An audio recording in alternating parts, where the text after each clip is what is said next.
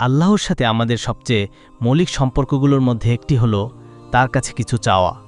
আমাদের তার সাহায্যের প্রয়োজন, আমাদের ধর্মের ব্যাপারে তার সাহায্যের প্রয়োজন, আমাদের হেদায়েতের জন্য তার সাহায্যের প্রয়োজন, সঠিক পথে চলার জন্য, মন্দ থেকে দূরে থাকার জন্য, ক্ষমা পাওয়ার জন্য, আমাদের আধ্যাত্মিক বিষয়ে আমাদের ঈমানের জন্য তার সাহায্যের প্রয়োজন। কিন্তু জীবনের অন্য সব কিছুর জন্য আমাদের তার সাহায্যের প্রয়োজন। আমাদের পারিবারিক বিষয়ে তার সাহায্যের প্রয়োজন, আমাদের স্বাস্থ্য সংক্রান্ত সমস্যার জন্য তার সাহায্যের প্রয়োজন, আমাদের আর্থিক সমস্যার জন্য তার সাহায্যের প্রয়োজন। আপনাদের মধ্যে অনেকেই এমন অসম্ভব পরিস্থিতিতে আটকে আছেন যা অন্য কেউ বোঝে না। একমাত্র যিনি বোঝেন তিনি হলেন আপনি এবং আল্লাহ। আপনি যদি অন্য কাউকে এটা বোঝানোর চেষ্টাও করেন, তারা তা বোঝে না, তারা এটা বুঝতে পারে না। একমাত্র আল্লাহই জানেন আপনি কিসের মধ্যে দিয়ে যাচ্ছেন এবং এটি আপনাকে কতটা কষ্ট দিচ্ছে। আর তাই আমরা সবাই কোনো না কোনো অবস্থায় কোনো না কোনো ধরনের সমস্যার মধ্যে আছি। আল্লাহ নিজে মানুষের বাস্তবতা বর্ণনা করে বলেছেন, আমি মানুষকে সৃষ্টি করেছি কষ্টের মধ্যে। আপনি হয়তো মানসিকভাবে ক্লান্ত, আবেগগতভাবে ক্লান্ত, বস্তুগতভাবে ক্লান্ত, কর্মক্ষেত্রে ক্লান্ত, আপনার স্বাস্থ্য ক্লান্ত, আপনার বয়স ফুরিয়ে যাচ্ছে, আপনার বুদ্ধি, আপনার একটি সমস্যা আছে, আপনি কোনো সমাধান খুঁজে পাচ্ছেন না। আপনি এই সমাধান ওই সমাধান চেষ্টা করেছেন, কোনো সমাধানই কাজ করছে না। আপনার সৃজনশীলতা শেষ হয়ে গেছে। আমরা ক্রমাগত কাবাদ অবস্থায় থাকি। আমরা এক জায়গায় বা অন্য জায়গায় আটকে থাকি। এটাই আমাদের মনের বেশিরভাগ অংশ দখল করে রাখে। অনেক সময় আপনাকে একটু ইতিবাচক চিন্তা করতে নিজেকে জোর করতে হয়, কারণ যদি আপনি নিজেকে ইতিবাচক চিন্তা করতে বাধ্য না করেন এবং আপনি শুধু গাড়ি চালাচ্ছেন বা আপনার কাছে নিজের জন্য কিছু মুহূর্ত আছে, আপনার মাথায় শুধু নেতিবাচক জিনিসগুলোই ঘুরতে থাকে যা ঘটছে। প্রতিটি সমস্যা যার সমাধান প্রয়োজন, যা এখনও করা হয়নি এবং করা দরকার, আমরা এসব নিয়ে ব্যস্ত থাকি। এবং অবশ্যই আল্লাহর সাথে আমাদের সম্পর্কের একটি অংশ হলো আমরা তার কাছে আমাদের সমস্যার সমাধান চাইতে, আমাদের প্রয়োজনীয় জিনিসগুলো চাইতে সক্ষম হতে চাই, যা আমরা তার কাছে চাই। আজ আমি যা দিয়ে শুরু করতে চেয়েছিলাম তা হলো আসলে সবচেয়ে গুরুত্বপূর্ণ গোপন উপাদানগুলির মধ্যে একটি, যা আপনার এবং আমার প্রয়োজন, যাতে আমরা সফলভাবে আল্লাহর কাছে যা চাই তা চাইতে পারি।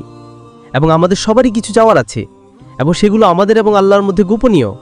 কিন্তু যদি আপনি সত্যি এমনভাবে চাইতে সক্ষম হতে চান যাতে আপনি সত্যি আশাবাদী হন যে আল্লাহ সাড়া দিবেন আপনি যা চাইছেন, তার জন্য কিছু জিনিস ঠিকঠাক থাকতে হবে। এবং সবচেয়ে গুরুত্বপূর্ণ বিষয়গুলির মধ্যে একটি হলো, যা কোরআন বারবার তুলে ধরে, তা হলো আপনাকে এবং আমাকে প্রথমে আল্লাহর কাছে ক্ষমা চাইতে হবে। আপনাকে প্রথমে তার কাছে ক্ষমা চাইতে হবে। অন্য কিছু চাওয়ার আগে, যা আপনি বা আমি চাই, আমাদের আন্তরিকভাবে আল্লাহর কাছে ক্ষমা চাইতে সক্ষম হতে হবে। এবং আমি আজ বলছি, লোকেরা জিজ্ঞাসা করে ক্ষমার জন্য আমি কোন দোয়া করতে পারি বা এর জন্য সেরা শব্দ কোনগুলি। সব পরিস্থিতির জন্য দোয়া হলো আসলে আল্লাহর কাছে ক্ষমা চাওয়া। আপনার সমস্ত সমস্যা খুলে দেওয়ার, আপনার সমস্ত সমস্যা থেকে মুক্তি পাওয়ার দোয়া, যে একটি দোয়া সবকিছুর যত্ন নেয়, তা হলো আন্তরিকভাবে আল্লাহর কাছে ক্ষমা চাওয়া। নূহ আলাইহিস সালাম তার লোকদের 9 শতাব্দীরও বেশি সময় ধরে দাওয়াত দিয়েছেন। তিনি তাদের ক্রমাগত দাওয়াত দিতেন এবং সেই কর্মজীবনের শেষে তিনি ফিরে দেখেন এবং তিনি তাদের যে বার্তা দেওয়ার চেষ্টা করছিলেন তার সারসংক্ষেপ করেন, আমি তোমাদের কাছে কি চাই। তিনি সারসংক্ষেপ করেন, আমি বললাম তোমাদের প্রভুর কাছে ক্ষমা চাও। নিশ্চয়ই তিনি এমন একজন যিনি ক্ষমা করতেই থাকেন, ক্ষমা করতেই থাকেন এবং ক্ষমা করতেই থাকেন, এবং তিনি বারবার তা করেন। কিন্তু এরপর তিনি যা বলেন তা খুবই অসাধারণ। তিনি বলেন, তোমরা লোকেরা, এবং আপনাকে বুঝতে হবে তিনি কাদের সাথে কথা বলছেন। তিনি ইতিহাসের অন্যতম নিকৃষ্ট জাতির সাথে কথা বলছেন। নূহ আলাইহিস সালামের জাতিতে সব জাতির মধ্যে অন্যতম নিকৃষ্ট জাতি হিসেবে বর্ণনা করা হয়েছে। সুতরাং তিনি খুব খারাপ লোকদের সাথে কথা বলছেন। তিনি তাদের কি প্রস্তাব দিচ্ছেন?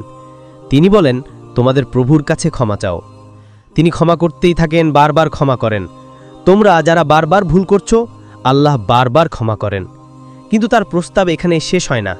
তিনি বলেন, তিনি তোমাদের জন্য আকাশ থেকে মুষলধারে বৃষ্টি বর্ষণ করবেন। এটা আসলে জওয়াবুল আমর, যার অর্থ হলো যদি তোমরা তার কাছে ক্ষমা চাও তাহলে আল্লাহ তোমাদের জন্য আকাশ খুলে দেবেন এবং তা তোমাদের উপর বর্ষণ শুরু করবে। এটা বৃষ্টির একটি ইঙ্গিত হতে পারে এবং বিদ্রুপের বিষয় হলো এটা এমন কোনো ইঙ্গিত নয় যে তোমরা বন্যায় ভেসে যাবে। তারা তো বন্যায় ভেসে গেছিল, কিন্তু আল্লাহ এখন এক ভিন্ন ধরনের বৃষ্টির কথা বলছেন। যদি তোমরা ক্ষমা চাও তাহলে সেই বৃষ্টি যা তাদের ধ্বংস করেছিল, সেই বৃষ্টি তাদের জীবন দেবে। তারা বৃষ্টির জন্য প্রার্থনা করেনি, তারা বৃষ্টির জন্য চায়নি। আল্লাহ তাদের শুধু ক্ষমা চাওয়ার জন্য দোয়া করতে বলেছেন। কিন্তু যদি তোমরা ক্ষমা চাওয়ার দোয়া করো তাহলে আকাশ খুলে যাবে এবং বর্ষণ শুরু হবে। আল্লাহ বলেননি যে জল বর্ষণ হবে, তিনি বলেছেন আকাশ বর্ষণ করবে, কারণ আকাশে জলের চেয়ে অনেক বেশি কিছু আছে। আকাশে ক্ষমা আছে যা আকাশ থেকে আসে। আকাশে শান্তি, প্রশান্তি, বিশ্বাস, তোমাদের রিজিক, তোমাদের সমস্যার সমাধান, এগুলো আকাশ থেকে আসে। তিনি বন্যার দরজা খুলে দেবেন এবং আল্লাহর ভাণ্ডার থেকে যা কিছু আটকে ছিল, যা তোমরা পাওনি কারণ তোমরা ক্ষমা চাওনি, তা খুলে যাবে। শুধু ক্ষমা চাও।